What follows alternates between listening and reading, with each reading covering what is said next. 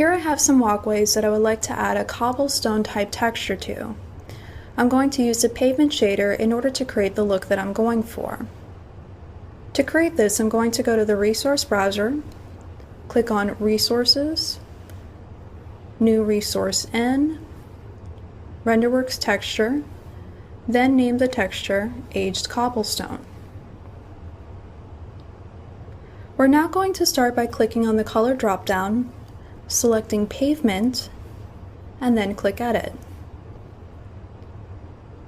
Here in this dialog, I'm going to set the scale to about 400% so I can see the cracks in the pavement when rendered to create a cobblestone-like appearance. Were I to decrease the scale, it would create more of a blended look that would appear more like pavement. Under colors, you can set two colors for the stones. I'm going to use a gray and green to get a bit more of an aged look. The coarse and fine marbling sets the way the larger and smaller splotches of color are controlled.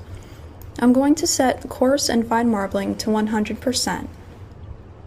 Gaps of course control the gaps of the cracks in the pavement.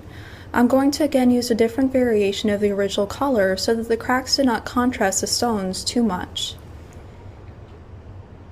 I'm going to set the width of the gap at 8 and leave softness at 5 as I do not want too much of a beveled appearance in between the stones.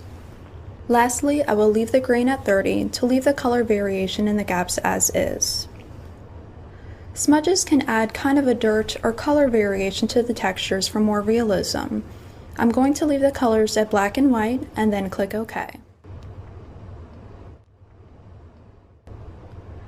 I'm now going to select a pavement bump for my texture and click Edit. The options you see here coincide closely with the options you saw in the Edit Pavement Shader dialog. Here I'm going to set the scale to 400% to match the scale of the color shader. Strength I'm going to set at 50 to minimize the prominence of bumps and leave the rest of the options at default and then click OK. Now that my texture is created, all I have to do is apply it. With my object selected, I'm going to go to double-click the texture in the resource browser to add it, and then render to see my final product.